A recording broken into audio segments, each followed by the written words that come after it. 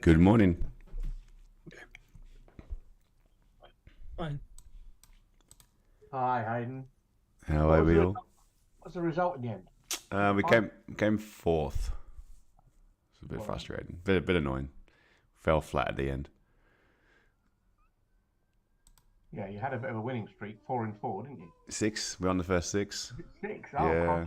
Gosh. Then we dropped 2, and then went into the semi-finals. Lost the semi-final, and then it was the playoff for third place, and we lost that one as well. Right. Okay. Yeah. So.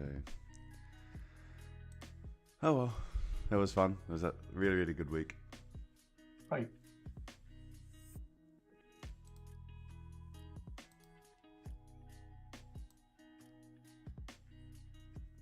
Thanks, Ivan. Yeah, it would be nice to have got more televised games.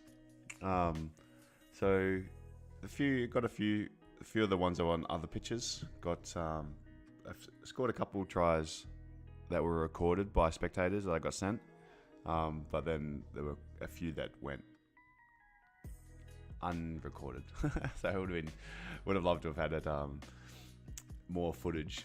But yeah, it's just the way the draw went. There's 1,800 people there, players, loads of different teams, so not all of them could fit on the 2 pitches that were televised.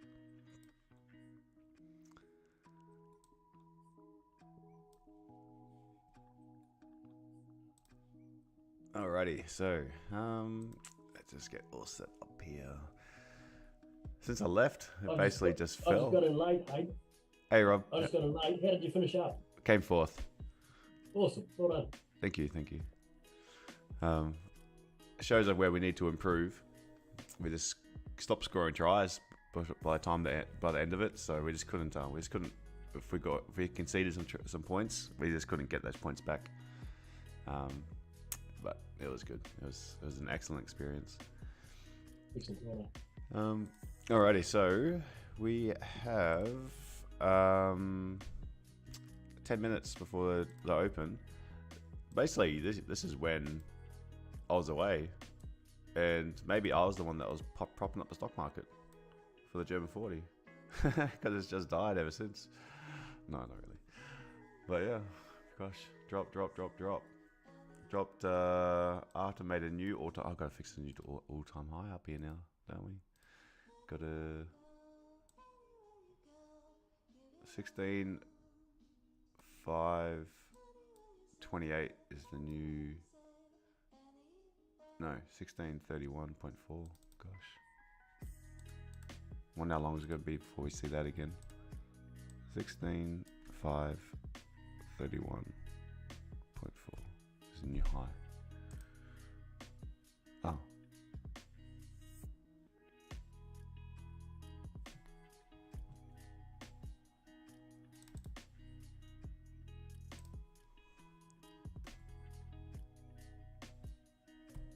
Ah, Dan. How are you, mate?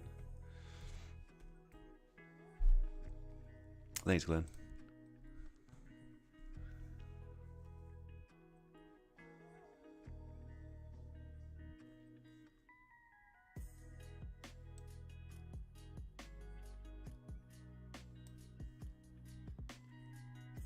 Alright, so I've got to clean all this up. Very messy. Alright, you should see my hat tan. I'll chuck it up here on the stream. It's shocking. If you can see it.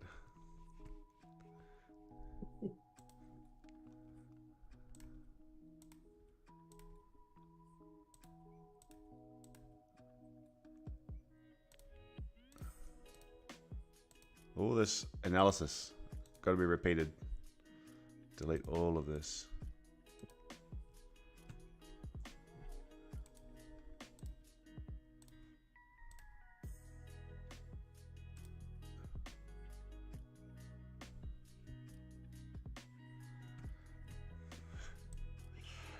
Yeah. I've been listening to the feedback, Dan.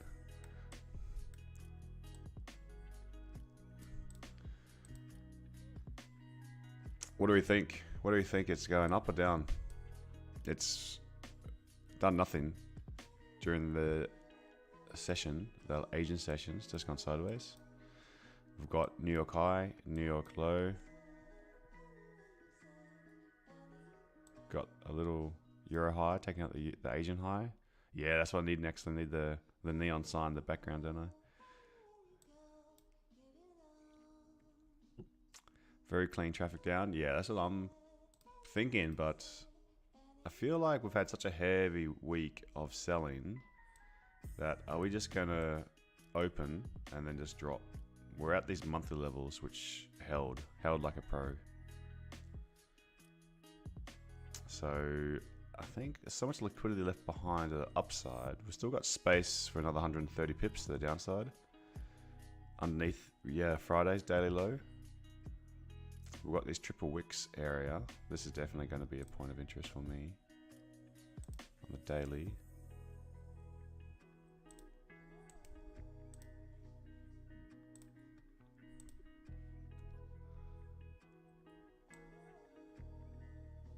Right under those monthly levels. That looks like a good weekly target.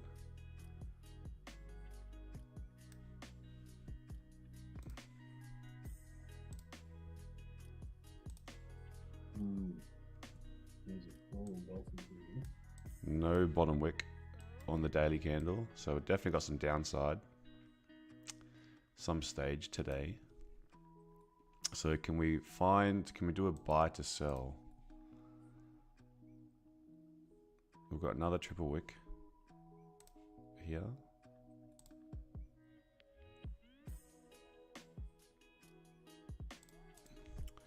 Let's go 4 hour.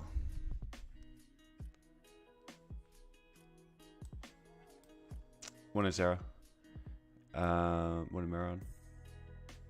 Ivan's in a long already as it took out the 15-minute dojis and the H1 flipped the bullish. I'll work downwards. So I'll start with the 4 hour. So look at this hot dog candle from Friday. No bottom wick, no top wick. So let's mark that up.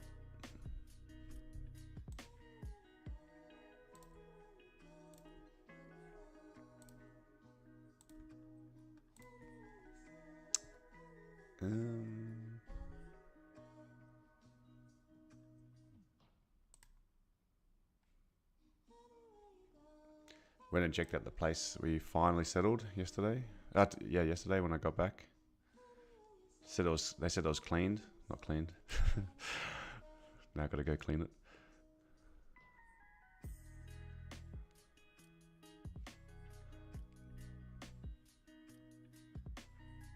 Yeah, this is the John Wick candle.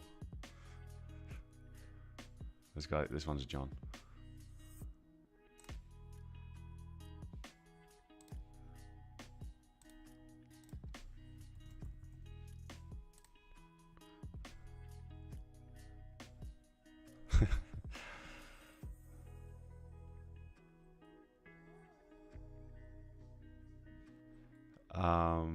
Bullish candle before the big drop on H4 is a train track.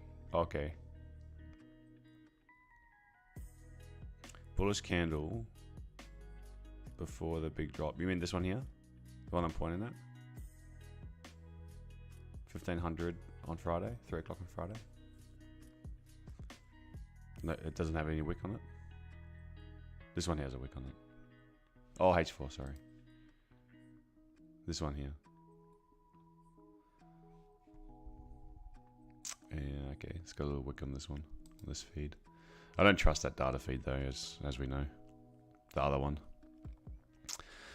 So New York session started with the doji. Up from the highs. So let's see if we can go up and pinch that today. So I've got the...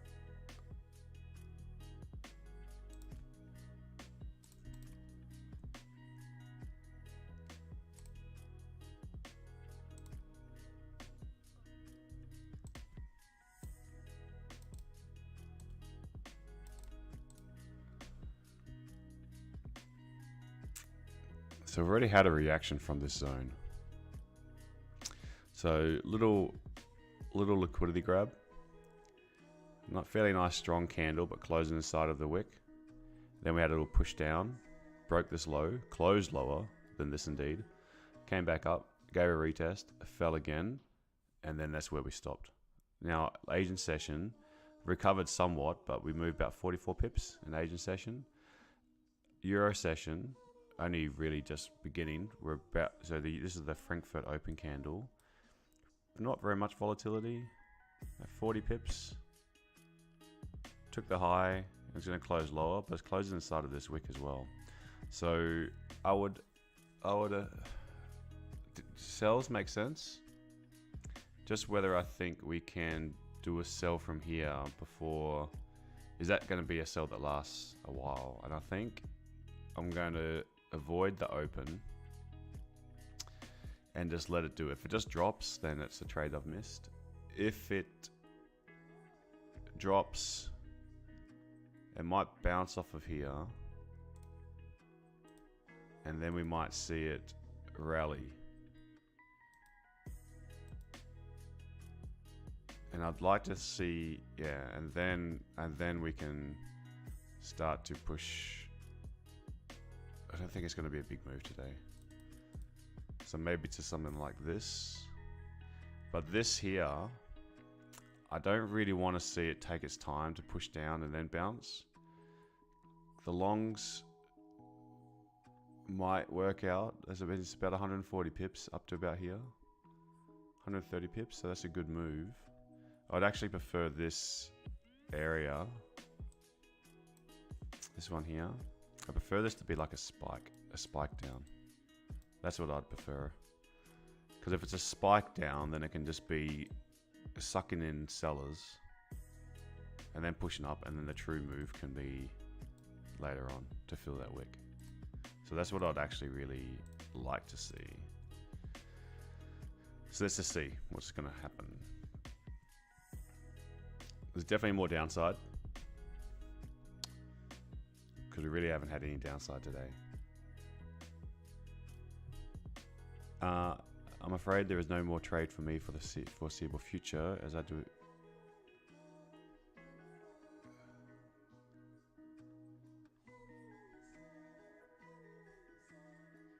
Okay.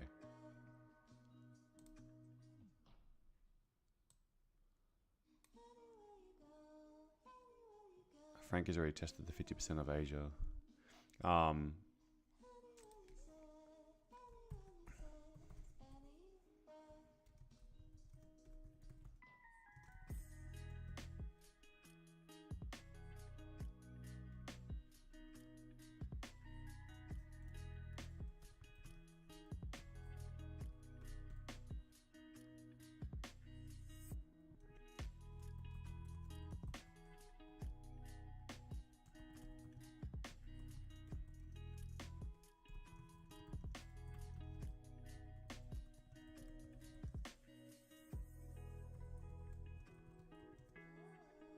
Taking that euro low.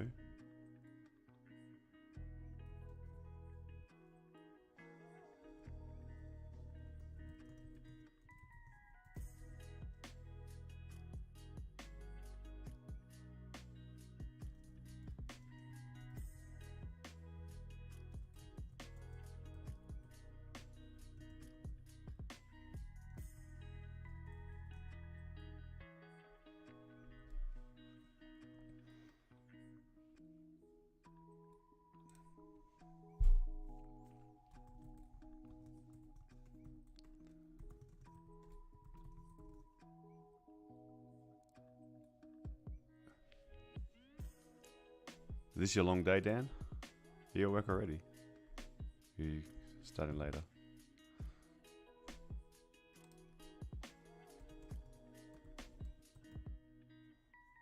I was saying to Sarah that we've got to start moving soon, so we're going to need getting quotes for. I got the one that is it Paul that sent me for the quotes for man in a van, but we might hire a van and a Dan. We're going to move 2 cupboards so I can paint the wall.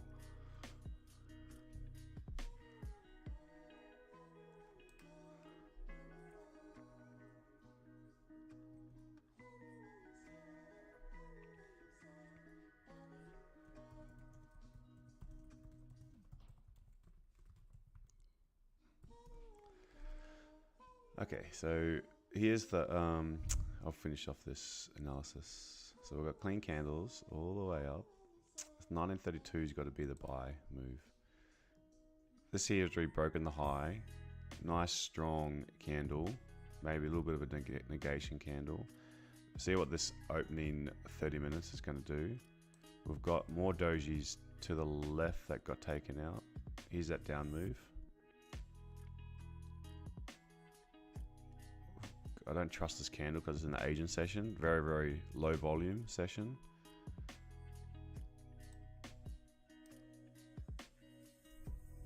Check a 15 minutes. Because of the way that this came down, my tradable areas are not to up here or... Yeah, I don't like it. I don't really like this zone too much. So I need to see something develop. Got a 3-wick area here. You know what really annoys me, but really turns me off trading this area is because of the way this dropped right at the end of Friday. But I think I could get around attacking a low risk buy maneuver from around here. Let's just see if we can get little rejections.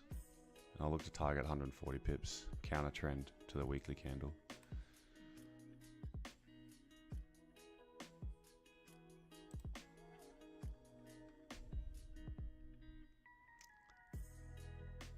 I think I would like to see a resistance. Yeah, around about here is looking pretty good. 15 minute, 5 minute, this little area. Last little bit of manipulation. Checking in this zone. Oh shoot,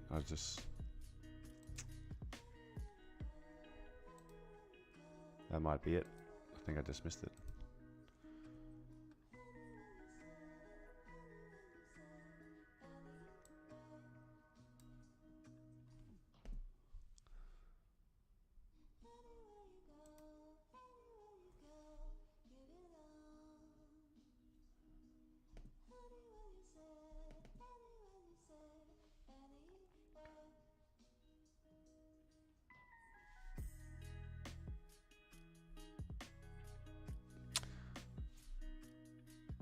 Alright, I did miss the little entry.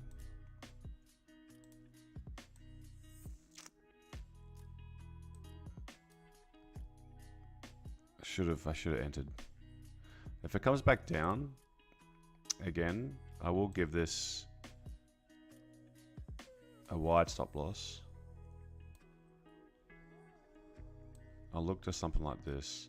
First trade since I've been back. I'm actually going to go pretty easy on this one. I'm not even going to do full risk, normal risk. I'm going to do a little bit of a risk and then like a little scout trade just to get back into the swing of things again. But I'd like to see it come back down and give it a retest. But I think I've already missed the boat. But that was the kind of spike idea where I wanted to see like at a wick. Would have loved to have seen it a little bit lower and probably should have been at the charts a minute earlier. But I think that was the zone. Kind of saw it late. What it was this here, all this congestion, closed back above it, took out the euro low under here as well, and in this zone was just a perfect area to see that push up. They say Apple shares are dropping big, S&P is dropping too, and drags everything else down. Yeah. I think overall the realization is now we've created that all-time high again on Friday. Then we had this large drop. Until we start seeing gaps down being unfilled, I don't think this rally is over. I think we're going to keep on filling the gaps. But that would have been... Did anyone take that one? Did anyone actually was anyone in the long here? This sell to buy. I'm looking for a buy to sell ultimately. But the range is big enough to take that buy, that sell to buy.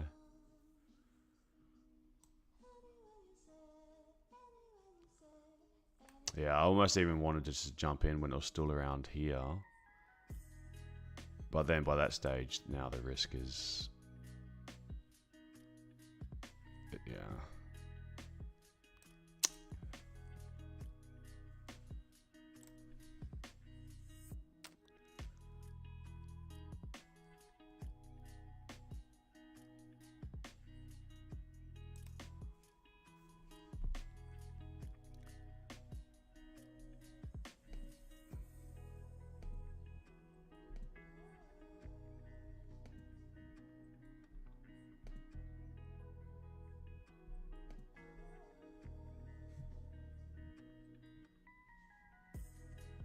It is now, yeah. Look at it.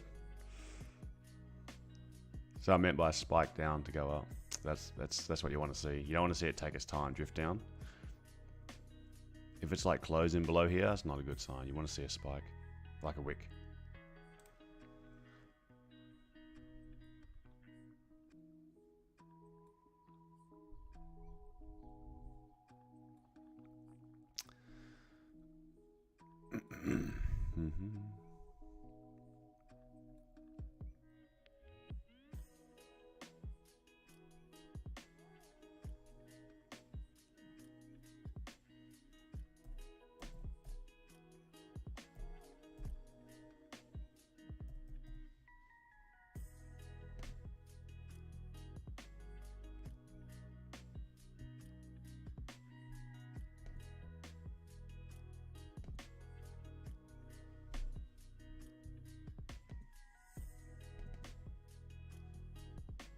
D1 still has no bottom wick. Yeah, there's downside still. There's definitely, I mean, and like they could always leave for tomorrow or Wednesday. But it didn't make sense to drop from here. It didn't make sense because we still had clean candles above. And this was just, it was, if you wanted to trap sellers, what would you do? You'd break the low and go up. And there'll be a lot of people ready to sell, given recency bias, given weekly candle looking like this. I'm pointing actually at the screen. You can't see me pointing. This weekly candle tells you we should be looking for sells. Retail traders will be thinking, let's sell it. After the daily candles, people were just thinking, let's sell. We break the low, we enter a sell. Does the opposite.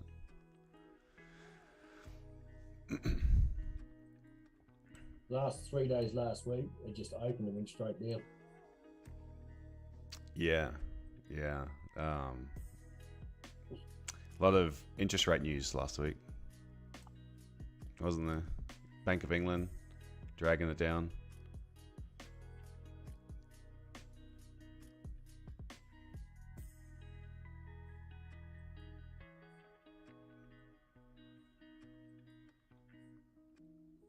Oh yeah, no problem, good to. Thank you. I missed this one. I didn't take, this is, you can see like where it looks like that does look misleading right here, saying that I took it from here. You look at the 1 minute. This is where I was thinking about it. And then I was looking over here to the left, and then up here just shot up. And that's when I realized already that I missed it. So I left it here. This is what I would leave if it had come back down and then pushed up. Obviously now it's gone, but this is the idea.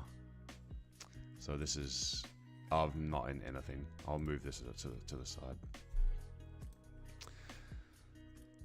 I could potentially look for a late entry to try catch a next move up, but how far has it gone? 60. It's kind of still got space to go up here though. Let's see if we can get a late entry.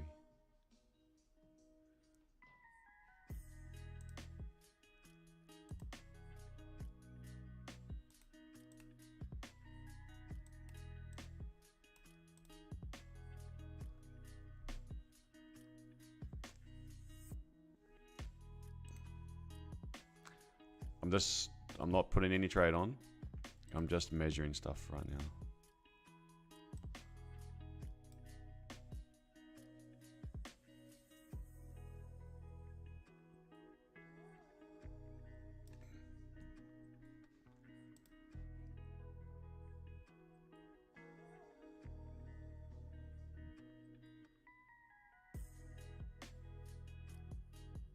We've got a tiny bit to go.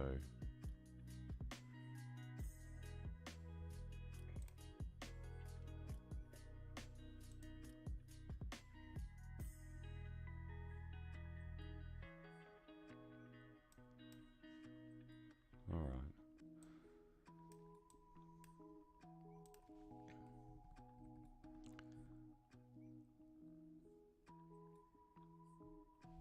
I think I missed again.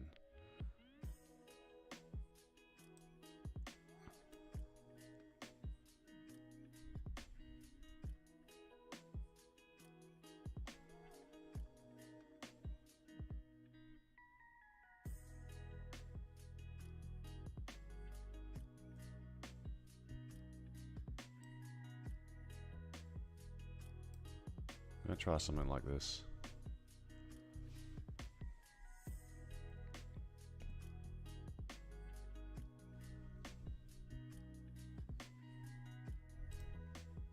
Yeah. If it can come down and take the bottom of this doji first, before the high, if it breaks the high now, I'm not interested. If it comes down and takes the low, I'll enter this one as a late entry.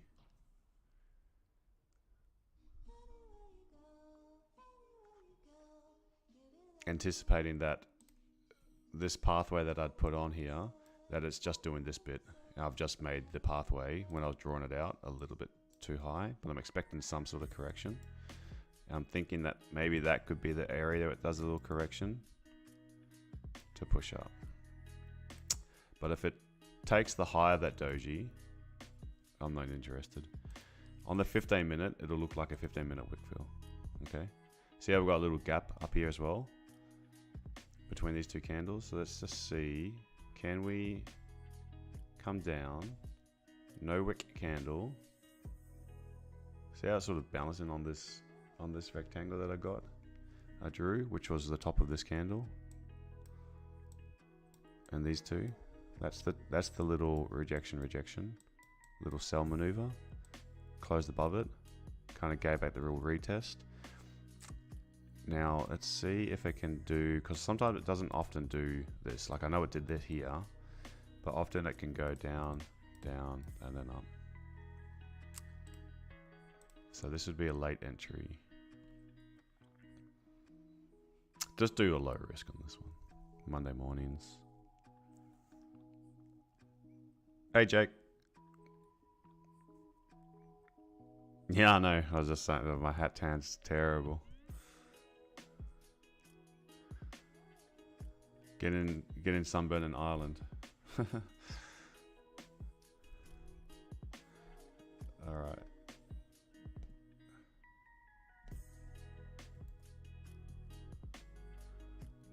Let's organize this little trade if we can get here.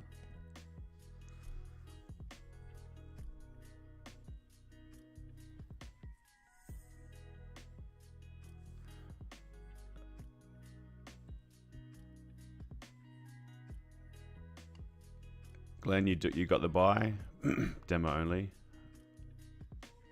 Did you take that gold trade on your account?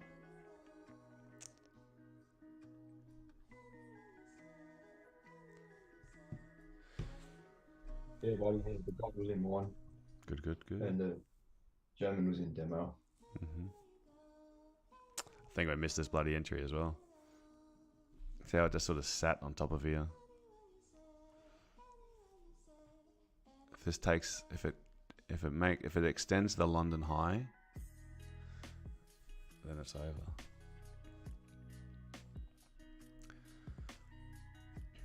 That long bounce was off the pivot point too, mate. What was it now? Bloody pivot points. Cheeky.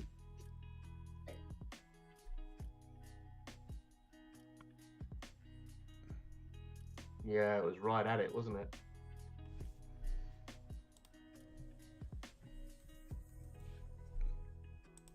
Pivot standard.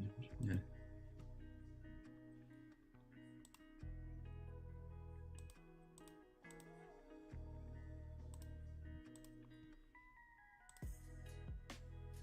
I can't figure out pivot points.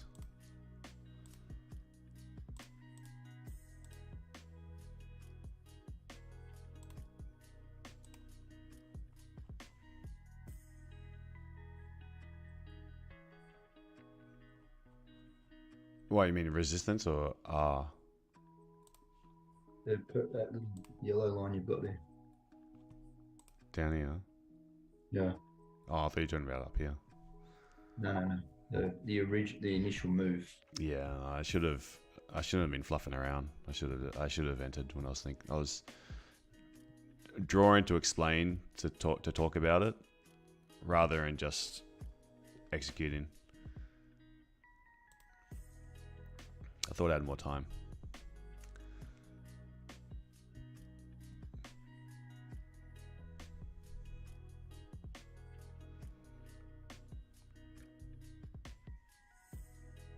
That's the downsides of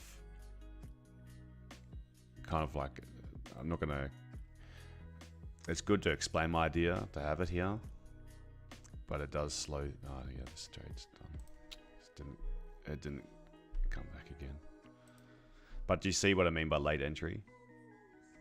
Like why pick it from this level? Why have a system, a plan in place on how to anticipate late entry? Is looking for resistance that's broken.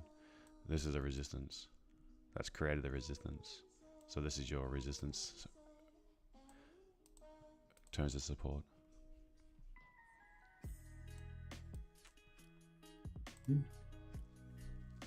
Same reason. It's the same thing here on the 15. Was it the 15? Yeah, kind of. It was more clear on the 5, but this area here. Why was this one a? Let me just clear everything. Why was this a resistance on the 5? Well, one, we've had wicks, plenty of wicks in here, neckline, and then we've had rejection. So this zone, this is a zone. And then once it creates a zone, once we break above it, that becomes your support. Resistance becomes support.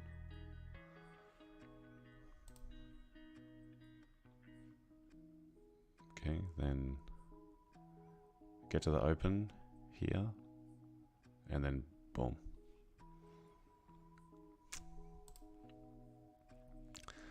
Now waiting for short around the 60.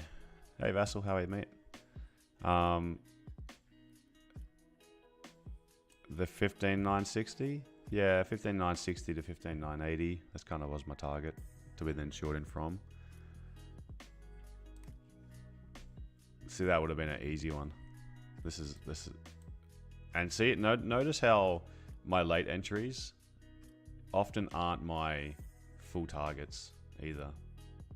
Often my late entry is an in and out move. This is like a real scalp. Just because getting in here can be very difficult to get all the way to your daily target without getting stopped out.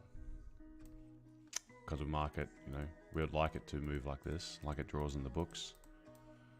But in reality, how often does it do that? It'll give you like 1, 2, or 3 of these in a trending move on a low time frame. They give you like 3 cycles on low time frames. You'll notice on bigger pictures as well, like 4-hour time frame, etc. But often your entries in the 4 hours are never like these lows. It's like often in the middle here somewhere as well. So now we've taken, see how we're having a rejection at this point. Pretty much exactly where my target was set up. Why here? Because this is the close of that 4 hour. This is Mr. John's candle. Yeah. The candle with no top wick. No top wick. So now it's reacting to the no top wick. And why does it react to the no top wick? Because as soon as this candle opened, a flood of orders just drove this candle down. So there's residual sell orders remaining here because this is an imbalance of liquidity. So once it gets back up to the top here, now you're going to have a little reaction and look what it did. How precise? How much more precise can we get? Then it pushes up, spikes above it, retests it to the, like literally to the top of that candle, and then look at it sink.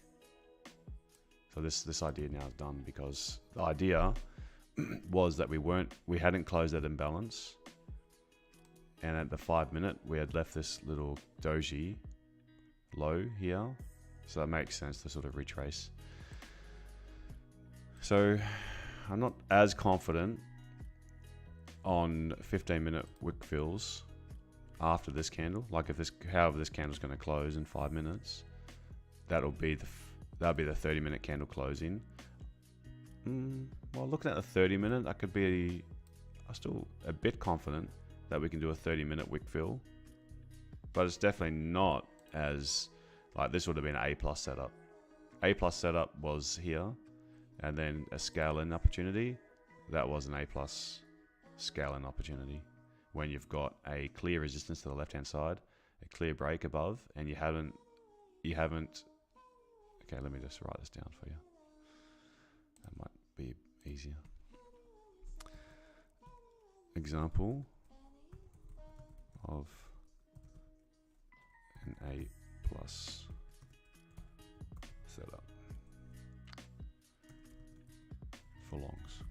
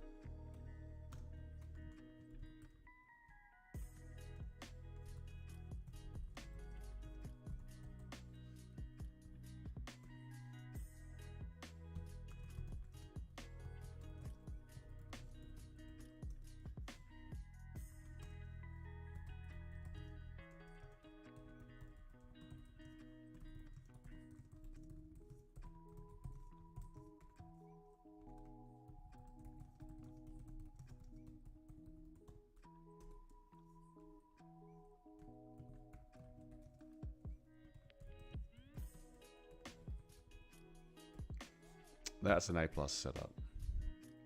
There's many types of A+ setups you can go for, but this would be a. Do you get it? What I mean? Like this would be A+ setup for me. Is that when these conditions have been met.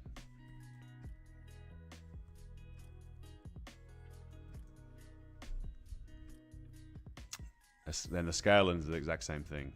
It's just maybe the risk reward is for a scale-in.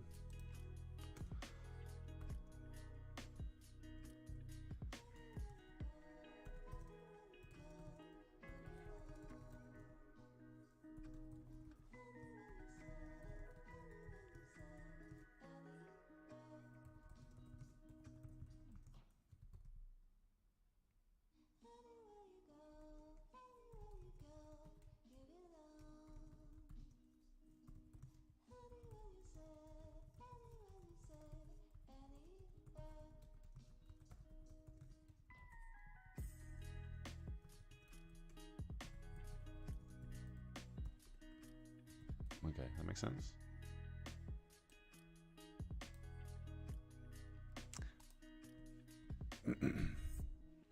Catch it, Glenn. That's so if in a scaling situation, you still want all of above for like obviously this is just one example of an A plus setup, but you want to have point of interest or areas for price to reach. You want to make sure you've had a liquidity grab. Okay, you want to do multiple time frame analysis, but you want to have a clear resistance. So down here was a clear resistance. This grey section, I'll do the clear resistances. Oh shit, fuck. There we go. Forget the language.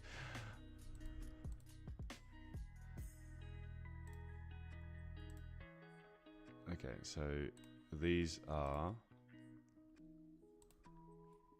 the resistances. This was resistance on the 5 minute down over here, and we broke above, closed above, came back down, and then retested it. Okay, so this was a retest zone. We had liquidity candles to the left, so they were liquidity grabs. Then was also here on the 1 minutes, this was also a resistance. So the scale in opportunity was once we'd broken above, closed above it, came back down to retest it. Okay, because once you've got a resistance, you know where you can put your little stop loss. So then you can give you an idea of how much room have you got for price to go up further. That'll give you then your sense of risk reward potential. If it's a scaling opportunity, the risk reward might be less, but then you should be using less risk anyway. Okay, but once you actually got a trending market, it's actually potentially the safer trade, because usually for German 40, when we are in a London Open, we have on average 100 pip. Let's say between 80 to 120 on average. Usual volume will push price 80 to 120 points on German 40 in the London Open. It's not going to go up just like that. Well, maybe an hour candle would look like that, or 2 hour candle would look like that, but on a 5 minute time frame, it'll usually give you 3 cycles. Sometimes the pullback's deep, so it can be risky, but usually it gives you a good cyclicity.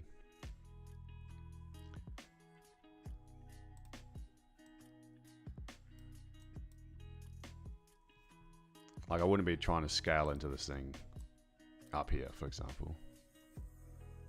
So I'd like to take the first opportunity to scale in. Second, perhaps, because that's getting a bit more dicey once we're getting up to here, because now we're like at this point to this point, we're more or less around that 100 pip mark, and after then we can get heavy corrections as well.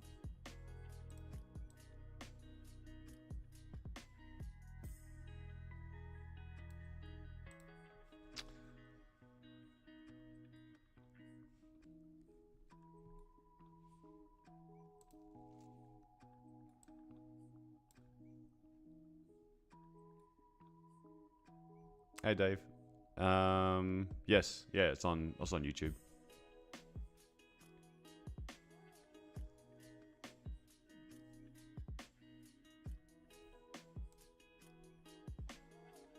Another little liquidity grab. Doji, sweep the low. Am I sore? No, surprisingly, I'm feeling better than I do on the we have these 1 day tournaments, and I'm usually sore after those.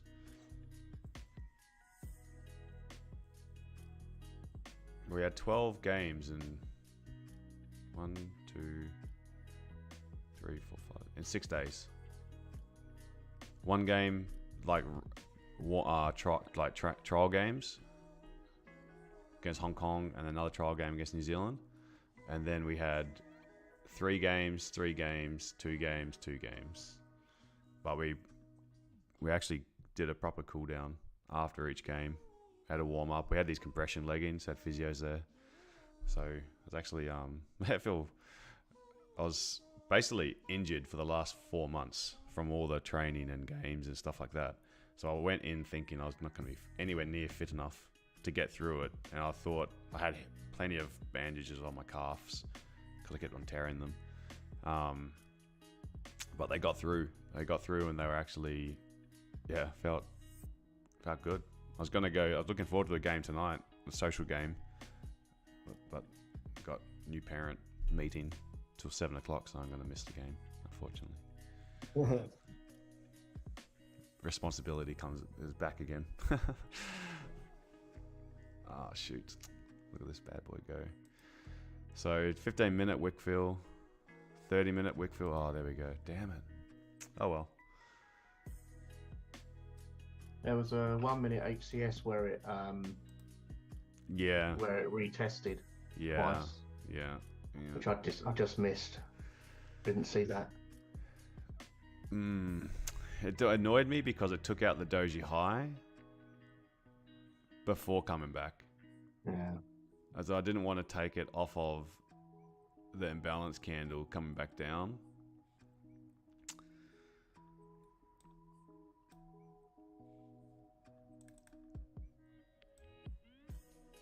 Leaving a strong engulfing candle on the 4-3 and 1 hour. 4-3-2 and 1 hour. Mm-hmm. Indeed. Oh. Look at it. It's gone from monthly level to monthly level.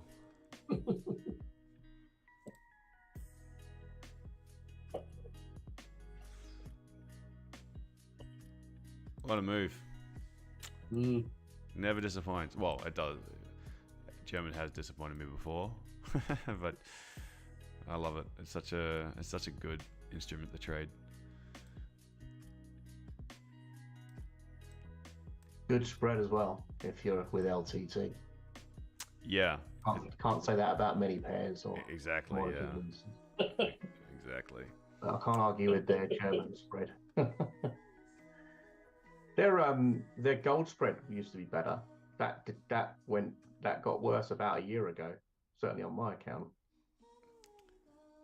Yeah, I think a lot of them, the spreads aren't crash hot.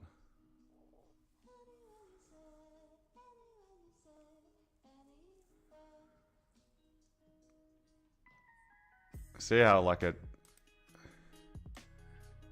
obviously didn't dip all the way down, but like where I drew the pathway for it to react from, like it gave a little reaction, came back down. Like it's amazing how much this German has learnt to follow the pathway I draw. You ever look at the 8 hour, Hayden? No, I don't.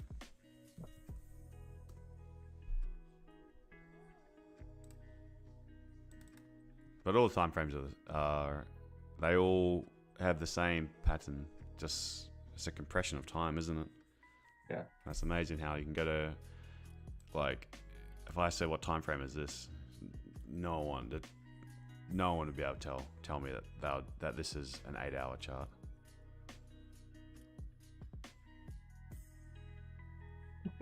No one could say the difference between that and this. No. Yeah, draw a sell pathway.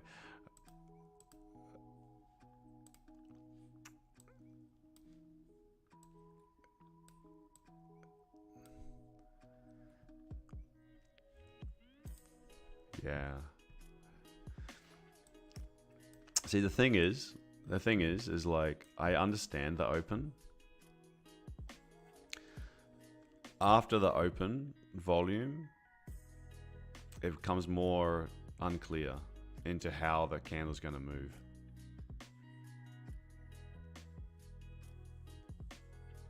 With the open is usually got a sell to buy or a buy to sell. Once that objective has been achieved, then that's where higher time frame analysis that'll pay dividends, is into the higher time frame analysis. Now that's something that's like, it can be tough to like plan something out, think so much, create an idea, sit through it, and then be fresh enough to then think, okay, now this has happened. Now, if it goes up to here, and I start to say if a lot more, because if it gets up to here, or when it gets up to here, then what's it going to do? And my options of what it was going to do before the open was a lot fewer for me to have to think about. Then once it's up here, I need to think about how it went up, how fast it went up, because now it would have left liquidity behind. Is it going to come back down, take the London low? Is it going to go and push up to higher liquidity? There's way more options that then I've got to think about, and trying to anticipate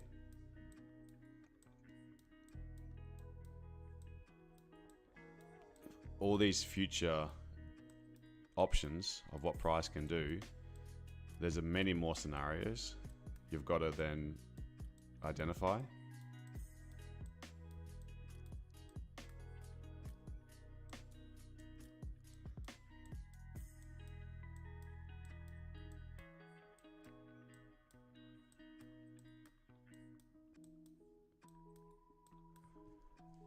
So when we've got like an Asian session,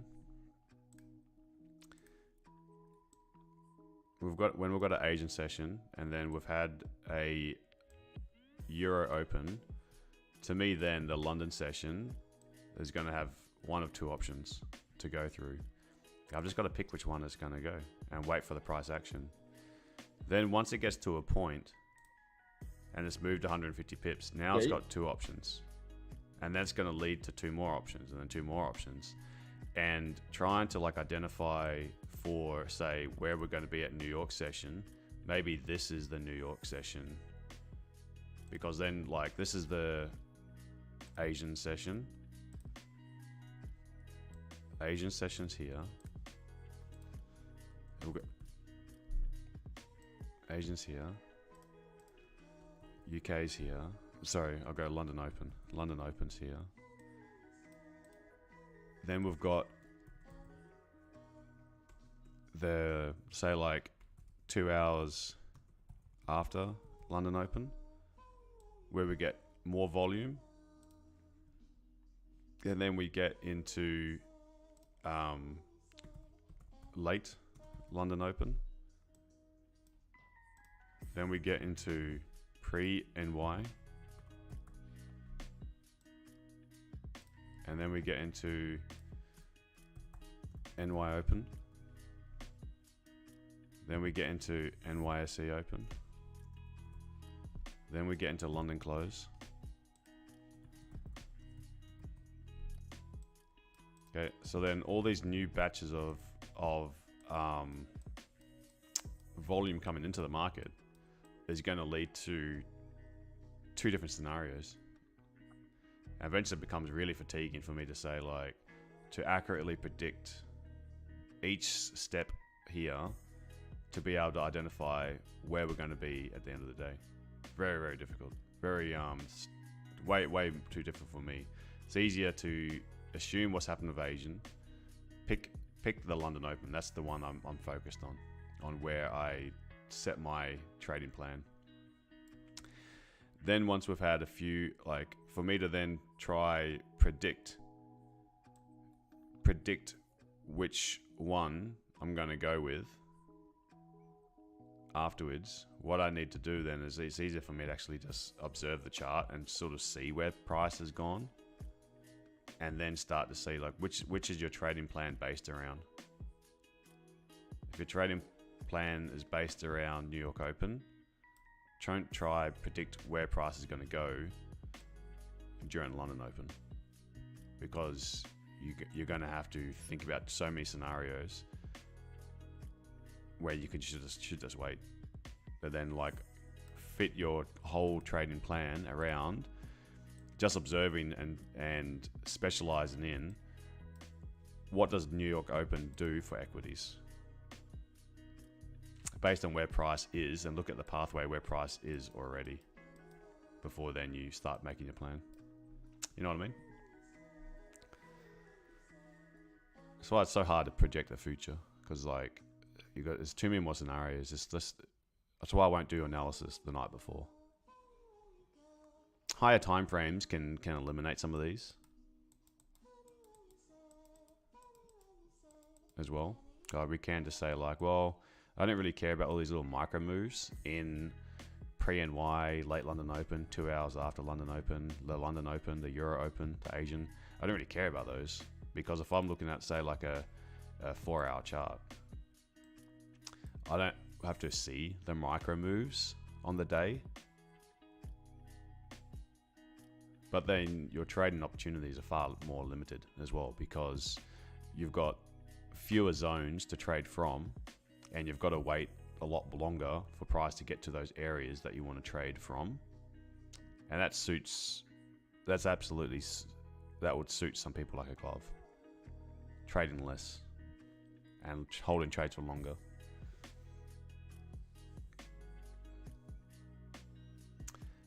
Which market? I do the London Open, this one here. Well, I missed it I missed it today, the move. I missed the move here, and then I missed the scaling opportunity. This is how the cookie crumbles. But that's generally what I'll do every day on the daily basis. Is 100 pips now. Far out. That's the goal is 50 pips a day. Knowing that I'm trading an instrument that gives me 100 pips very reliably. Let's say 85% of the time, it'll give me a 100 pip move, and I'm only wanting 50 pips of that. But I'll trade London Open for German 40. For my longer term trades, my swing trades, then that will be based on my understanding of the fundamentals at play for the particular pairs. I don't try to overcomplicate it too much. Is that I'll order in my mind strongest to weakest currencies, from weakest to strongest, and then I'll I'll just match a strong with a weak. And if it's on a higher time frame, excellent, because I'll enter a trade not really based on levels too much, just based on the fundamentals at play, and be willing to hold it for days, giving it a wide stop loss,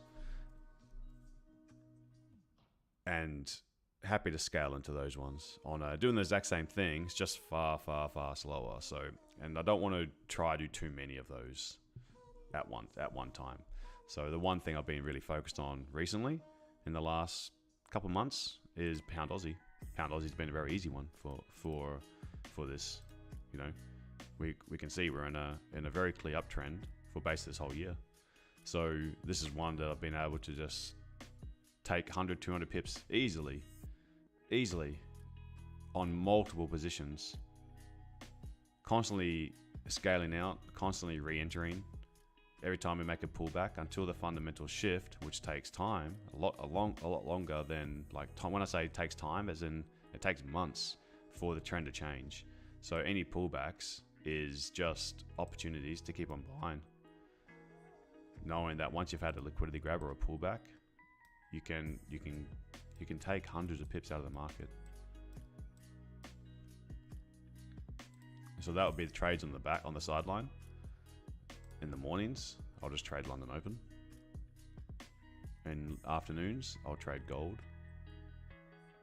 Overnight, I'll set the robot going to take little momentum trades for a lot more pairs, but smaller account.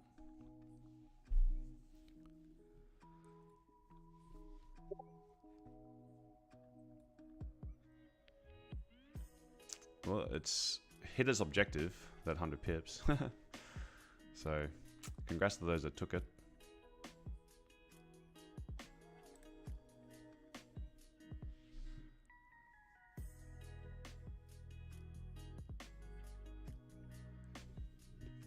Yeah, today I can't do in New York. I'll be trading myself, that's for sure. But I'll just be trading from my phone because I've got to go and they said the house is cleaned that we moved into, but it's not cleaned. Now I've got to do all the moving, painting, carpet cleaning. So my afternoons are going to be pretty full on. But if I see ideas, then now that I'm back with my computer, I'll take my computer. I won't have internet actually, but I can connect to my phone internet. But I'll put the ideas in the Discord. But I won't be able to stream.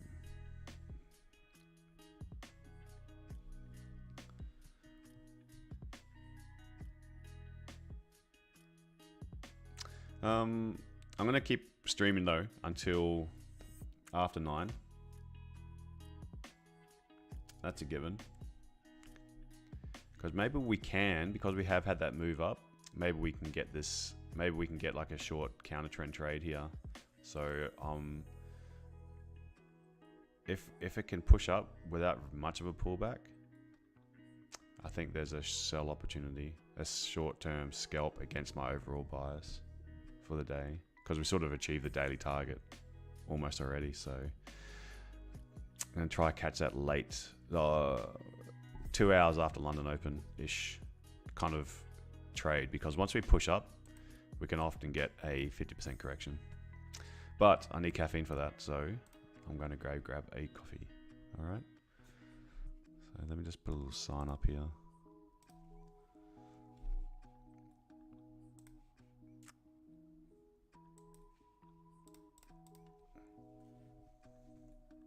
I think it takes me 4 minutes to make a coffee. I'll be right back.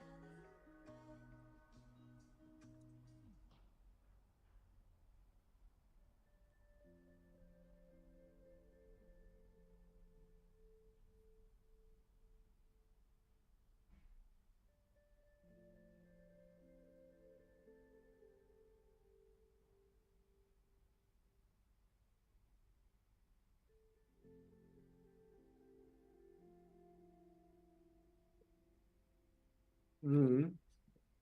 App now has loads of spikes and stuff like that. Spikes. There's loads of things with spikes. I have that spike thing. And So you're going all emo, eh? spikes.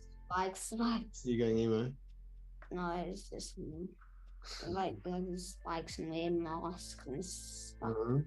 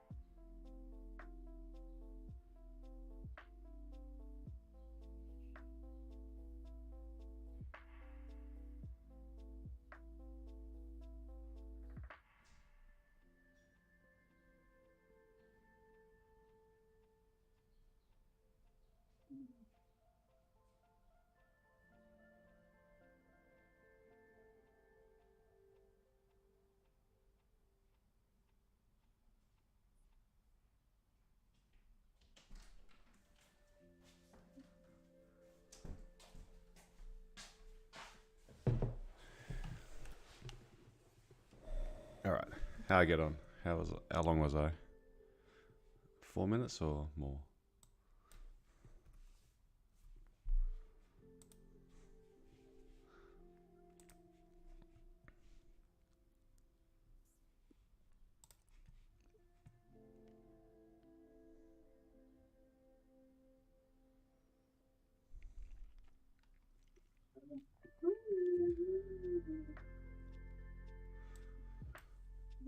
Girls, even a few boys at the school like them use pop song.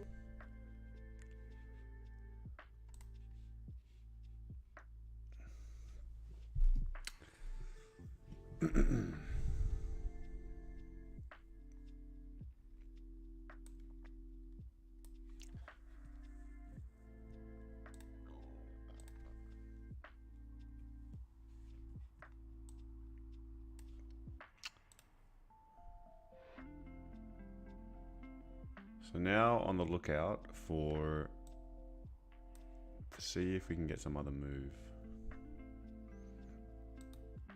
But it might run out of time.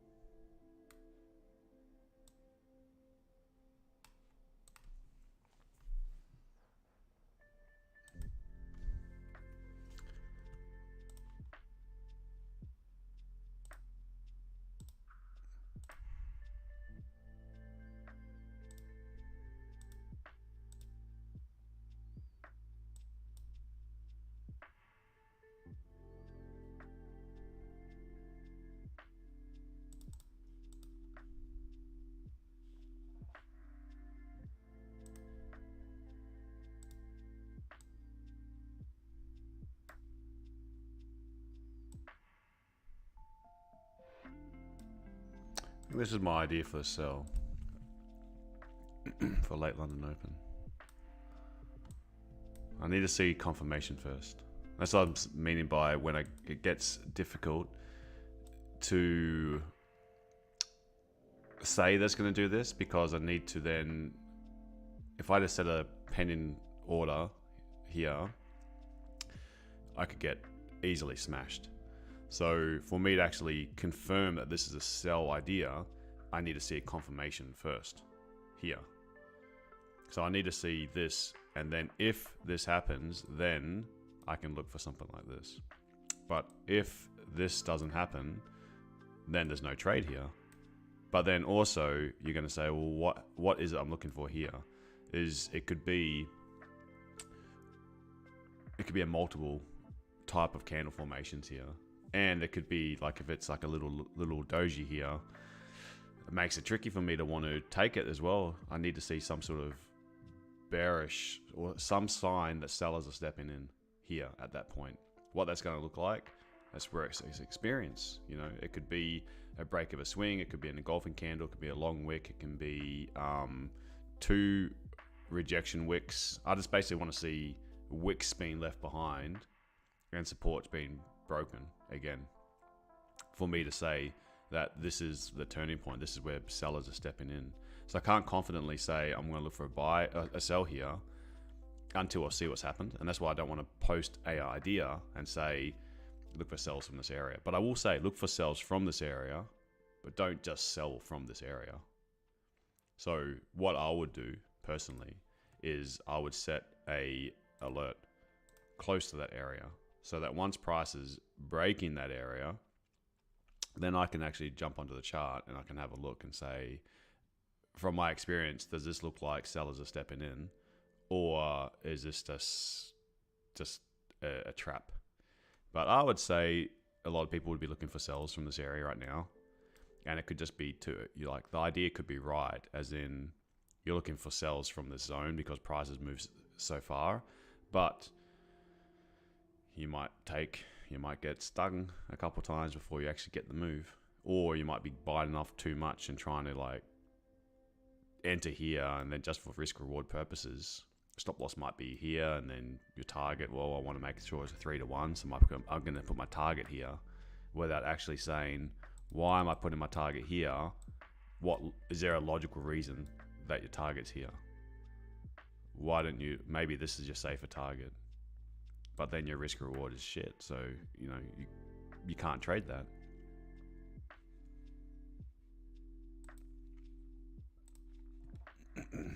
So this is what I'm looking for, potentially. I mean, I would not be looking for a trade if I'd already taken the trade, but for the fun of it, I like this zone. So we'll see. I already missed the trades that I should have taken. Hey, Akshay, how are you, mate?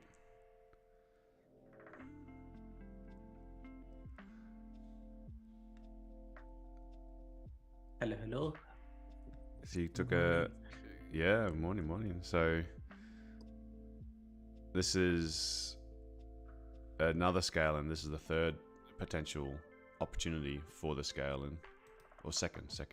This is the first trade, second trade, third opportunity. Cool. Yeah. If you go to the screen net, you will see we broke the one second. Yeah. So this was our attempted FU previous one. So price broke that attempted FU, and once price came back into that area for the retest. Yeah, good one. For lower time frame entry. Yeah, it makes sense. I secured profit because this is a late entry, because that was a double top was there. Obviously 45 minutes as well as 4 hour is closing for FU, then we can again push into the higher area to the upside. I think this the weekly last weekly already closed like a FU candle, so that means we wanna this is just a pullback for the continuation to the downside. Yeah, great. Because this was a strong sell, so we wanna see price may coming into this area, or maybe on the daily. This area is an important area. At the very least, it's got to get to these areas. Yeah. These little wicks. So probably this is just a pullback because this weekly just started. So we may just continue pushing to the downside to come back into maybe this area, and maybe again afterward, if we get any kind of manipulation from bottom, then we can think about the buy opportunity. For the long term, obviously swing opportunity. Yeah. Yes, sir. I missed the buys. Yeah, that From was. here. I also missed the buy. I wasn't on the chart at that time. But that was. If you look at the 45 minutes, it's also perfect HCS on the 45 minutes.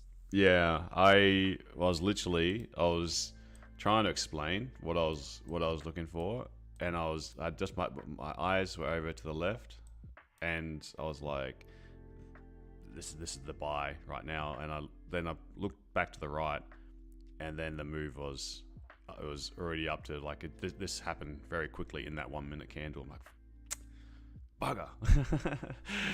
So would have been perfect way to start, but I was busy explaining, not trading. And then this one here, I wanted it to take this low. So I was looking, I had this all set up, all ready to go, just to take it and then fly, but it didn't need to. So this candle was the indication that you doesn't want to take around this double bottom once this candle was formed. Yeah, my idea though was based on, let me just show you where that was. So, were you here when I was talking about it? No. Oh, okay. So this was the idea.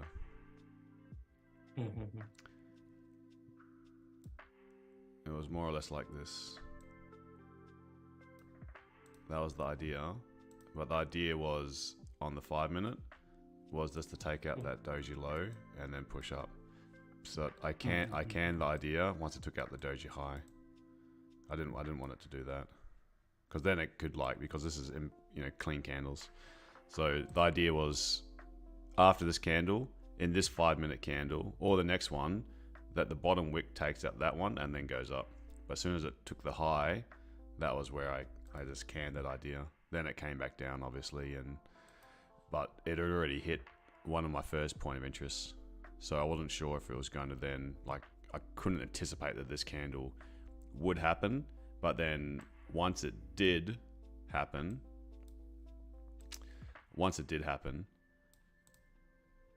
I can't enter now, can I? Because of risk reward purposes. So, I mean, I could, but it just wasn't worth it in my opinion. Once that had happened, because I was going for the initial move or this other move. Yeah, we created that liquidity at the top. We took out this liquidity. Yeah. Obviously, if price could have taken out that liquidity, that could have been much better. But maybe after taking entry here, once price breaking that high, we can go break even. Because if price is again coming downside, we will again move into the downside. Mm-hmm. Yeah. But these are the risky entries, because we haven't got entry at the bottom. Yeah. Taking entry at the middle of the range, that's always a risky one. And that's what I was saying. You can do scale ins for lower risk reward, but use lower risk as well. But now it's okay, we know sells make sense, and there's got to be liquidity left behind all the time, and that's going to be a target for one of those later entries that potentially, when price stops breaking resistances, and once it starts breaking supports, leaving resistances behind, then you're going to be looking for points of interest here or here or here, and this is going to be one of them on a 1 minute chart. So obviously 15,907 is going to be a target one of these days. So the liquidity where left will be more interesting, because once we no problem. I'm just saying, once we get enough liquidity from upside, all these are our targets. All the liquidity left, those will be our targets. Yeah, exactly. So now we've got a resistance, we've got a support, there's a resistance. So what are we starting to do? Potentially starting to leave resistances behind. Potentially. So if we can keep on pushing up, I don't know how much longer. I might do a little longer. I might watch it for a bit more. I would really like to sell from that zone. That would be a lovely zone to sell from. We'll see. Been a week since I've been here, so Dave, wonder if you should attend the workshop. Yeah, it's you know how I feel about those workshops. It's interesting. Like, it's good. It's good. It's just I can't use the tools I want to use, so it makes it my eyes get frustrated. Just fighting with these bloody rectangles, pushing them across the charts, moving them. Can't go back that far. Can't replay. 3 days of 1 minute analysis only. 8 days of 5 minute chart. I can only go back.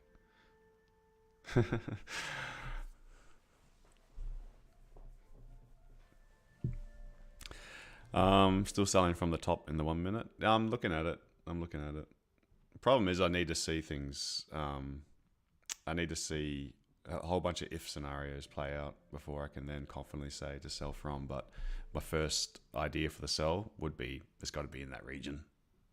I don't see the way German operates is that you don't often get these 100 and by that stage it's going to be nearly 140 pips, won't it?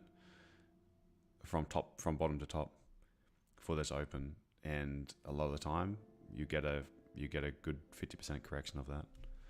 So let me illustrate this with using the sessions. Look at all these pink sessions that we have here.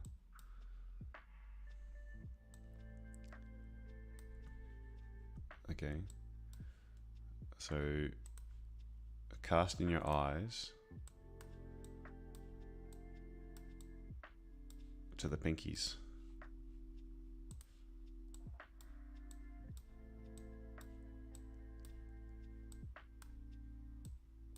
And this is small sample size because all I can fit on the screen. But you tell me, what is the likelihood that you don't get, like this day is tough one to analyze because it went down, up, and you're really only looking at the first 4, 5, 6 bars of the session. So this first one over here, we are currently in the third candle.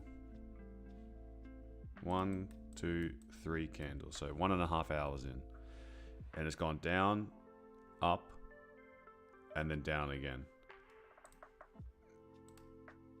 So that area was a small volume, 68 pips, but it did a full correction of the initial 1 hour move.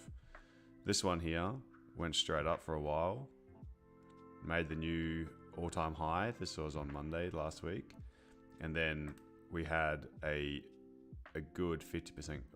Was that 50%? I'd say it's 50%, isn't it? We'll get the ruler out. From bottom to top, it came back 50%, didn't it? Obviously, afterwards, try not to let what happens afterwards skew your opinion on what happened and thinking that sales made was a right idea, because we don't know that. But we know that after initial push, 1.5 hours up, another 1 hour, and then we had a 50% correction. This day here, it was just a strong drop, and it never really came back. We did have a small correction, but it wasn't a 50% correction. But there was a hell of a lot of volume coming from an all-time high. Then this day, Wednesday, we had a great push down from top to bottom, 130 pips, and then you've had a good correction. And if you're only trying to trade like, say, 1 hour of that correction, then this is the move from bottom to top somewhere. That's a 90 pip counter move to this initial drop. Then we had this day drop for the first hour, and then you had pretty much a full correction. Then we had Friday, we had a drop for the first 30 minutes, then we had a full correction, and then we had a push down.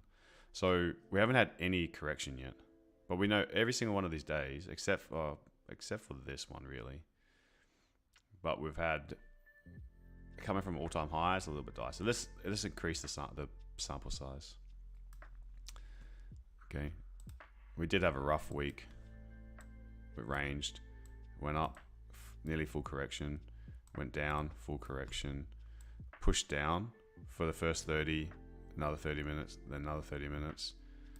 Didn't really actually correct at all. Had these decent wicks back up, and even these decent wicks back up, like 30 pips. Or this wick here. Like, it doesn't look like you could have taken a buy here, but you can, you know, like if this is part of your, if you're going for a counter trend scalp, like this is a scalp. This is a scalp. You're not going to be in it for much more than a few minutes, like 30 minutes. But if this lined up with a point of interest to the left, and you got in at the bottom of this wick, and you got out, say here, you can't tell me that 30 pips is, you know, it's not the move that was the bigger move, but you can't tell me that you can't take a trade in this. It's not ideal. You don't want to be like, this is your trading plan. Obviously, you'd like to take the moves that we planned earlier, but as a late entry or like a little scalp, why did it create a bottom wick like this? If we look over to the left.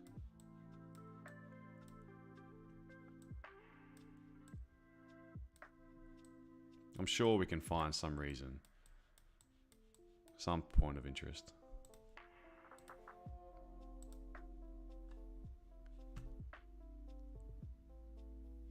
Maybe a liquidity candle, a neckline, plenty of session lows. Oh, I think we took this trade. No, I remember this trade. I did take a buy from here, from down here somewhere. Do you guys remember that? This was streamed. No. I took a loss. I took a loss here. I took a loss somewhere. I took 2 losses here, and I finally got the buy, and then it pushed up. Because I remember this. This was the channel.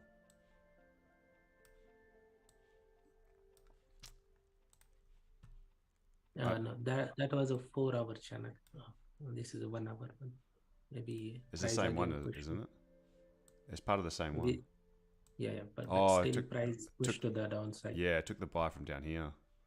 Yes. Yeah, that's where we got the buy from. It was that one. Yeah, I remember that day. That was just that before candle also was a beautiful one. Just close inside here, so that was a confirmation that you want to push to the upside. Yeah, I remember this day. This was that massive trade that we got. Cost me a little bit on the way to get it. Took me a few goes. Because that was Wednesday, 26th. On the 27th was interest rates. On this day, 27th was ECB interest rates. Or Fed. Might have been Fed. Yeah.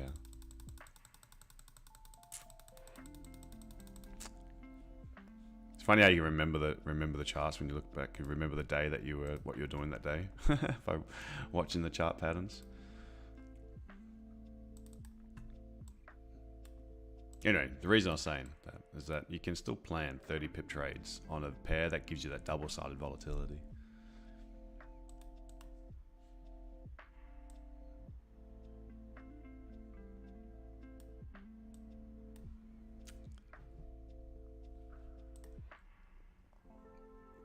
Talk me through this, actually. Your daily chart. Yeah, so this is the previous manipulation area for daily. So either price push into that area. So this is where I'm looking for any kind of short position to continuation into this daily area. This is a higher time frame area. Yeah. Order block area. So now either price tap into that area, give any kind of manipulation to push to the downside, or if price is not giving any kind of reaction, price pushing into the upside, and if I'm getting any kind of manipulation here, then I will be looking for that long, targeting this doji liquidity. But obviously this will be risky one because we are going against the weekly FU candle to the upside. This is this one is looking much better one. If I'm getting any kind of manipulation in this area, I can target maybe here or maybe in this area somewhere. If I'm getting at least targeting till here.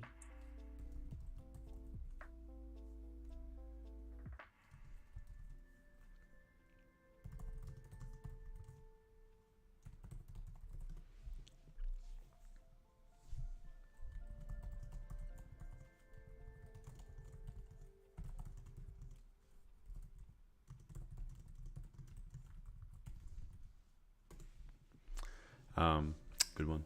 Yeah. Those daily targets, look, that'd be a beauty. 15611. Be 400 pip drop from here.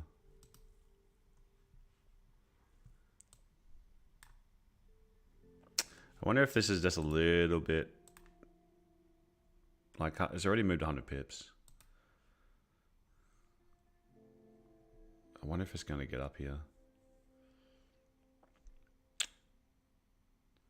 Worst thing I can do is sit here and just watch and watch and watch and watch. By the time it gets up there, I'm like just tired. So that's where it's like just set an alert, go about your day, do what you need to do. If it goes off, then all right, let's formulate something.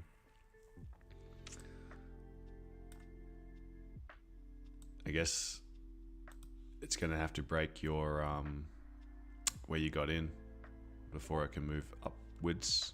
This is structure, beautiful structure. So we failed to close above. We're kind of doing this complex pullback. But until we've broken second structure, which is here,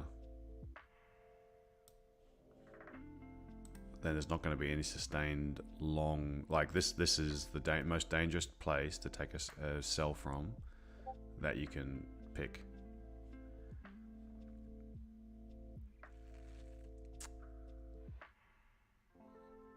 So this is where it's like some people will be looking for sells if it's pushing down so much. But right here, absolute most dangerous spot to sell from. You'd want it to break and close under here before you get a candle that's closing under here. Then you can look for more downside. But as it's pushing down to that, until we get, like I say, a 5-minute, 15-minute candle close, I'd be looking for longs only. Unless we're very stretched.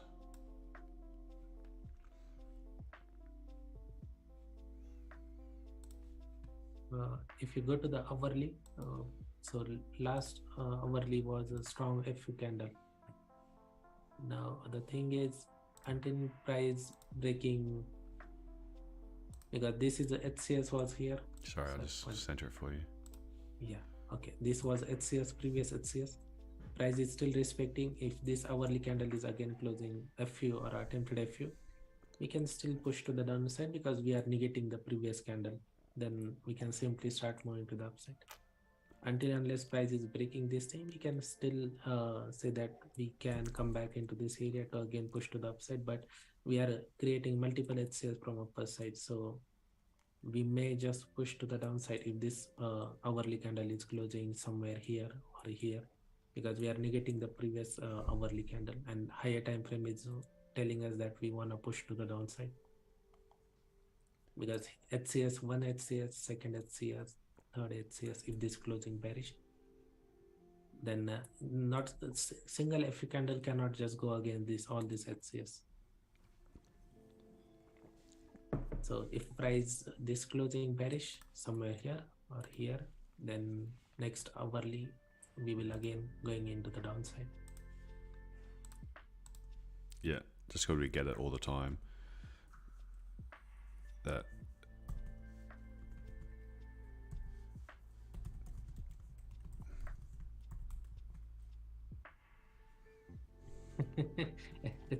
Just to get in front of how many times people say, "What's this saying? What is that?"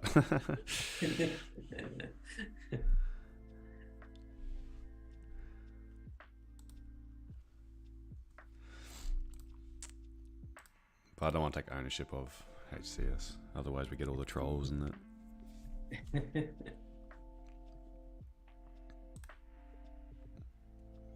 That's buy position. I close right away because we are taking entry at the top. Yeah, just always. That's the first one to close. Ivan took the sell after the 15-minute manipulation after the 1 minute HCS. After the 15-minute manipulation, so this bad boy right here, and then let's pretend to be Ivan. Ivan's looking for sells because we've moved 100 pips, which is a typical opening volume. Sees a candle break the high of this candle and start flipping red. So this is what that candle had done. Took the high and then started flipping red. Then he's looking for signs to get in, and signs to get in is when you start seeing when candles are pushing up or candle down. Okay, let me rephrase that. When candles are trending, the wicks are being filled to the top side and the bottom wicks have been left behind. See how these are not getting filled? So once you start getting, this is like from Raja Bank's theory, once wicks start getting filled to the downside, that's when the trend is starting to turn. Now, when we get ones left alone, so this was the 15-minute candle that broke the high of the previous high, and then started flipping bearish. So then we started seeing wicks being left behind. This wick hasn't broken the high, so it's filled this one. Then we had price push up. We had a wick left behind. We had like a little retest, little imbalance candle. And this is where you got in, Ivan, after here, about there. So you're looking at something like this. Exactly. Something like that. And there was a nice HCS on the 3-minute attempted liquidity candle, and then 3 bars later, a good strong liquidity candle sell as well. Yeah, there we go. So, and I missed it. Yeah, I did as well. This is the power of like, there's nothing new in trading, and if people take ownership and say this HCS is only one person's theory, whatever. This is an engulfing candle. This thing's been going around for freaking 40 years with the Japanese candlesticks. So don't tell me that this is a HCS or this is someone's, they created this, because that's bullshit. It's just, what does it look like on a different time frame? You know, we went through, this is a wick being left behind. So I don't know. I'm not going to rant, but it took the high and it freaking flipped bearish, and it started showing that this is it's after 100 pips in one direction, the probability is it's going to correct. So I don't care who sets this up. I don't care who's like, obviously I haven't created any brand new way of trading. No one has in the last 100 years. All this will be like from stock trading ideas as well. Anyway, it's the way you explain things that counts. So rewind, have a look, and like, how can if Ivan said he took a trade after a 15-minute manipulation to 1 minute HCS, how can I have then gone through and just said, picked exactly where Ivan took it without having known the price levels? Because there is a system to this. The system was, once you start seeing wicks breaking, left behind. I said it like, how long did I say this? Maybe 30 minutes ago, that you start looking for sells when you start getting resistances left behind and supports being broken. Exactly. This was resistance, this was resistance, this was the support, and that was broken. So now once you're getting resistances left behind, supports breaking, go for sells. Once you start seeing supports left behind and resistance is breaking, go for longs. manage your risk, and you don't need to be fancy with your entries. Just need to manage your risk. Good entry, boys. Good entries. And now, if you look at the 2 hour also, if this 2 hour is closing bearish one, then we creating HCS on 2 hours, then we will continue pushing to the downside. I'd still be very careful for that correction from this point, like against your trade. This is structure now. This goes back. This will flip to new theory, different theory. This is structure.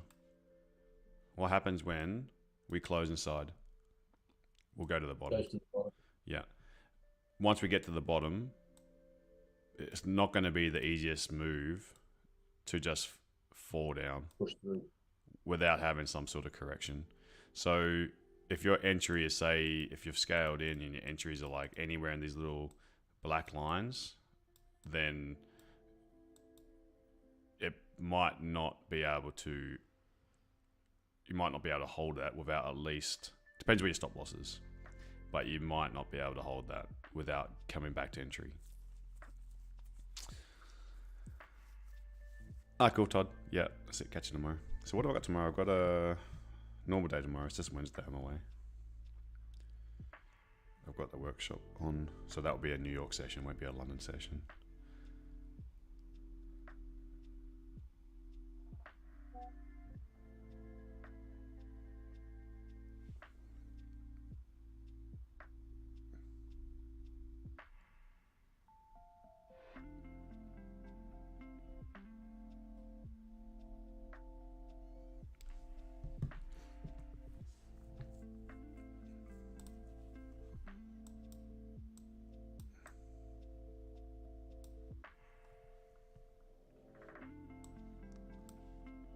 So this is a second structure, 1 minute second structure.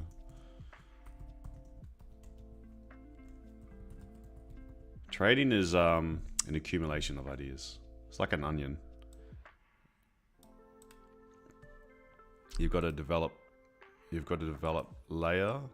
You can develop this. It could be your total understanding, and this would work in some markets. Then you're going to be confused because all of a sudden it stops working for a while. So you got to learn a new thing. Why did it stop working? Then you got to add another layer of understanding.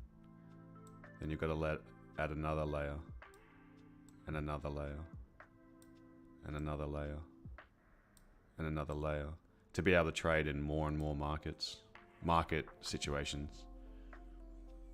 So you're constantly evolving and learning to be able to trade in more and more markets. Otherwise, your knowledge if you look at any sort of trading education,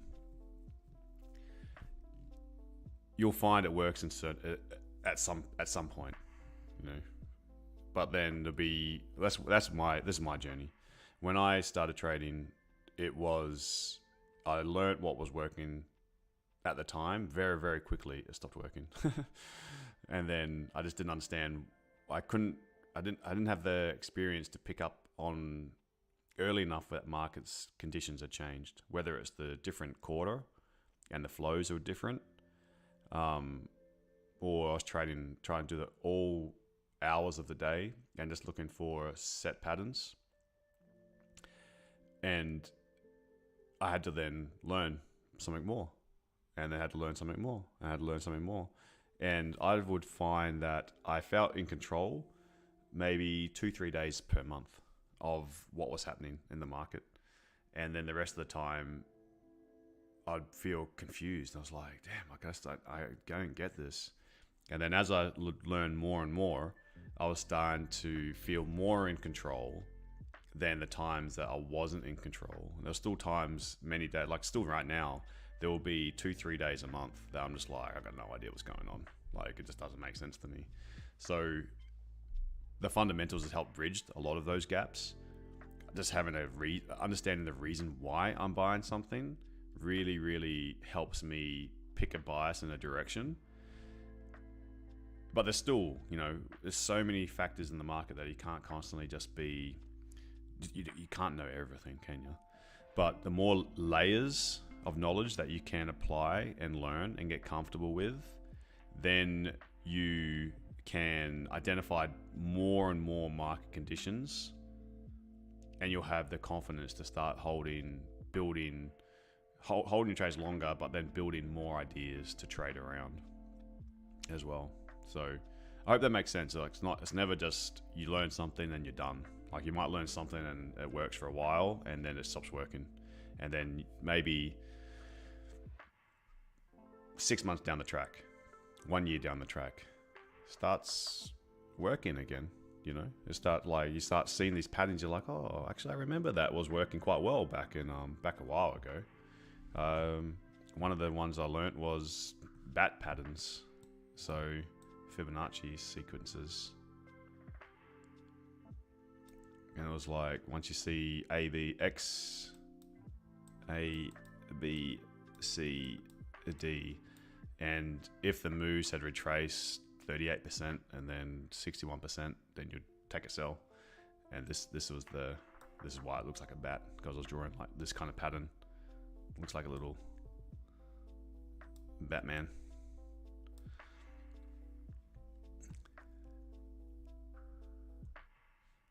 Trademark the onion of understanding immediately. Here we go. So we're at the bottom of second structure now, aren't we? So this is what I was saying. This is a dangerous spot to be looking for sells anymore. But once we close, see how it bounced off the top of structure? And then once we close inside, where does it go? It goes to the bottom.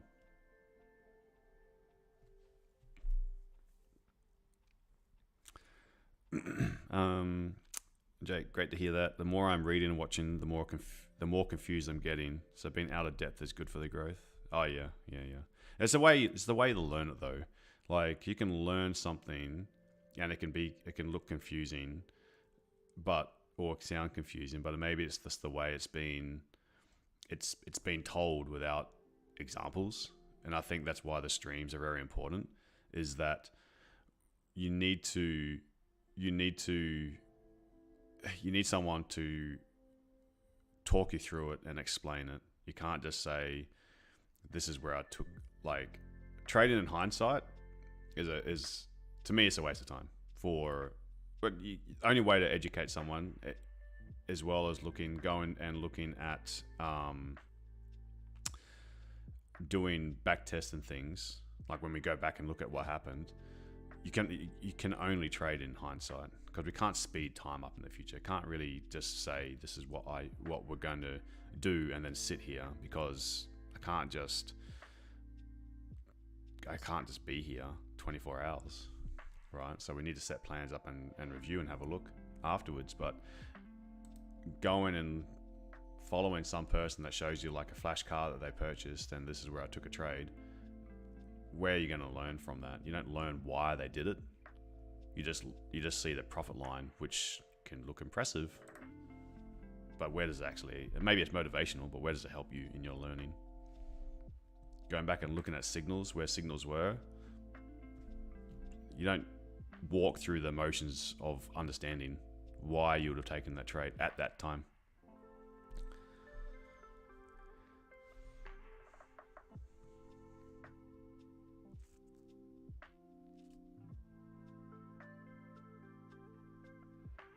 Oh, actually, let's see if this one plays out, mate.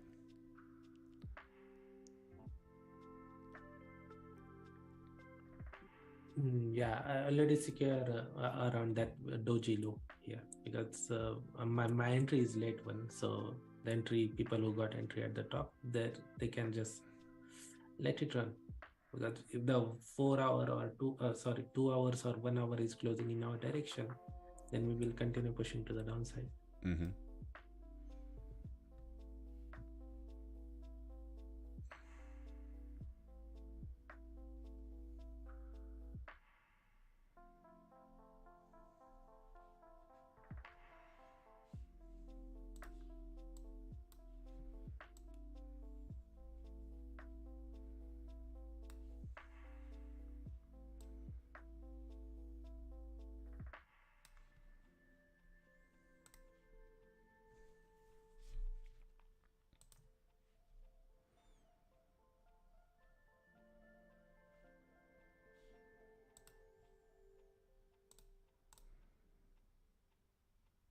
It's dangerous though, trading into that second structure.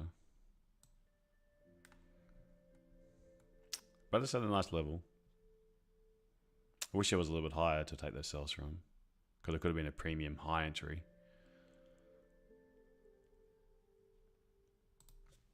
That's why I didn't take it, because there was those two dojis above. Yeah. On the higher time frames.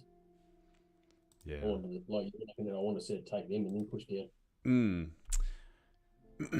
But the buy to sell made sense early. But it wasn't quite at my zone, but it did fail to break a new high, and it has now. This is only marginal, but this was a lower close. I just don't like how it's taken here. So this lower close,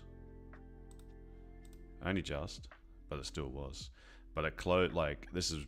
But what I said as well was, for it to go further, what time frame did it need to close under? What did it need to be? Is a 1 minute candle closing underneath that, underneath second structure sufficient? You'd like to see a 5 minute candle close below. That would give you a bit more confidence. At least a 5 or a 15. Yeah.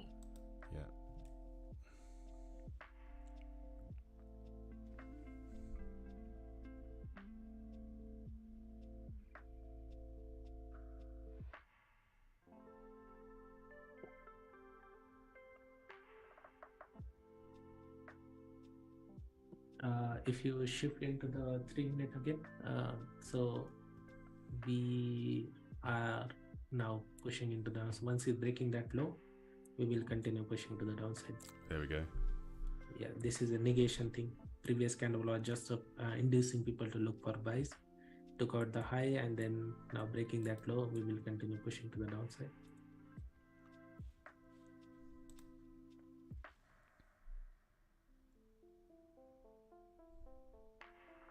If you look on the 5 minute, all the wicks are being left behind on the top side. Yeah.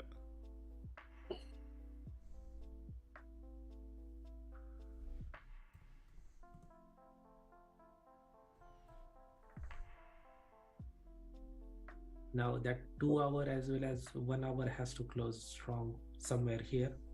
Otherwise, this may be just coming back into retesting that 15 minute FU candle to again moving into the upside. So we want to see closing somewhere here, that 2 hour as well as 1 hour.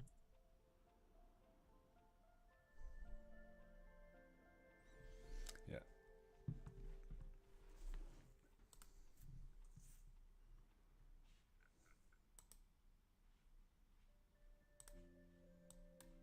If this 2 hour is closing like this, we are creating HCS and we don't have to worry about this liquidity then for now.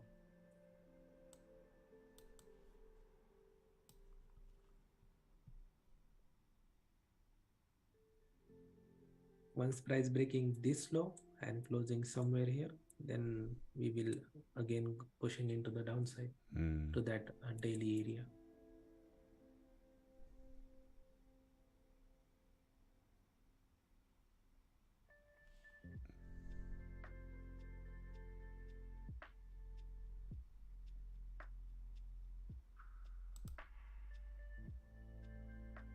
Nice drop.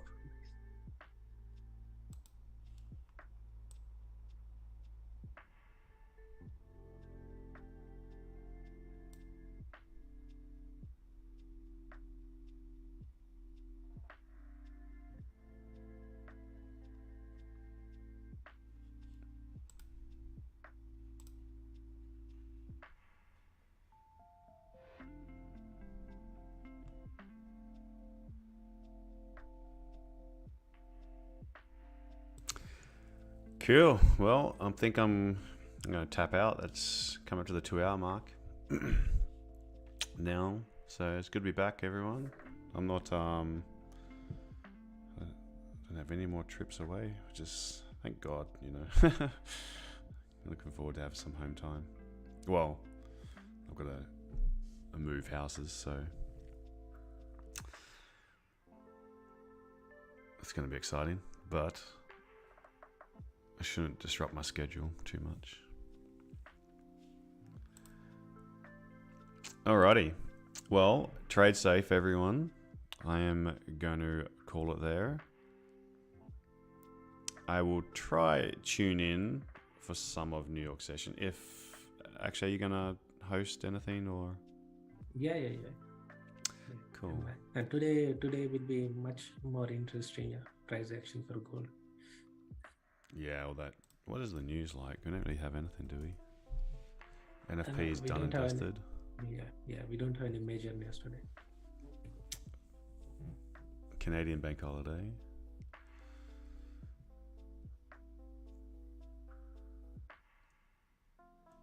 Yeah. What's it like for the week? Gosh, nothing tomorrow is it as well?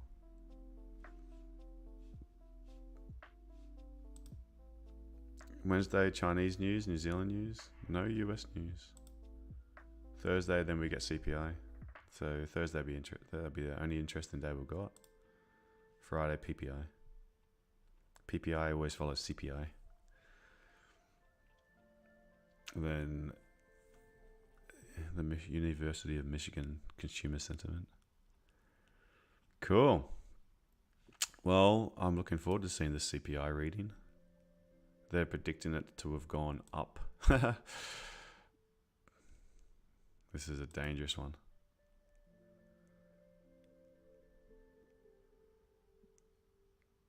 Because now, why it's looking like it's going up is we're getting into... See how we had these... this is when it really started rising, inflation, back in like COVID 2021, 2022. And then when it started, see how it started, it was going up and up and up, and it peaked at 9.1, and that was July. And then August, it came down to 8.5, and now it's been on the downward from here to here. This is 12 months where inflation has been more or less dropping. Actually, has it dropped? Every single one? Yeah. So sometimes it beat expectations, sometimes it was higher, sometimes it was lower, or sometimes it was but it peaked at 9.1 and then it started coming down. So 9.1 was the peak. And then it's been coming down. So now why is inflation starting, why have they forecasted it to rise? And that's because after 12 months of it coming down, is it coming down now as fast? So in 12, because this is year on year, got to remember, year on year. So that's now that we've got the new 12-month cycle coming in. It dropped from 9.1 to 8.5. So that meant that the CPI for month on month was minus 0.6 for that month. So this is still inflation slowing because it's looking like it's growing only by 0.3. So it's still not quite like it's rising, but really like it was only instead of dropping 0.6, it rose by 0.3. If inflation had not changed in that month, then you would expect this to be plus 0.6, because then year on year it would have been like it hasn't really changed. It was 0.6. So this is going to be very, very difficult to get down to their 2% target, because they need the CPI month on month to be in the negative still. So we'll see what comes across. It's going to be very interesting either way. If this is, we can already see the idea for this. If this is lower than expected, you're going to see US dollar drop. You're going to see stocks fly. If it starts rising, it's going to be the opposite effect.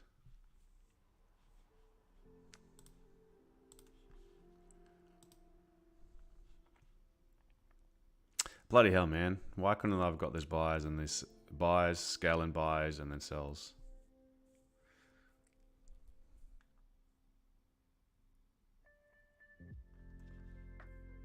$15-minute close bearish underneath. So good.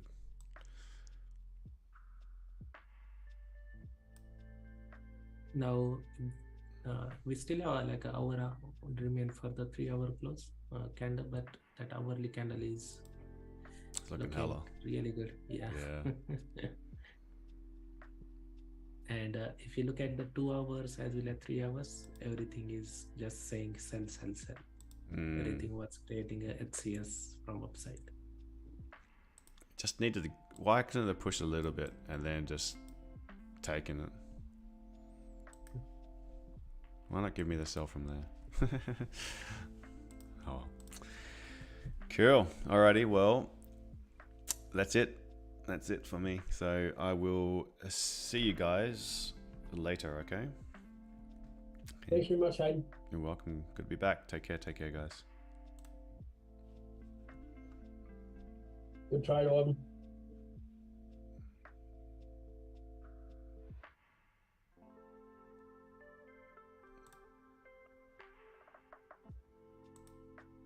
Yeah.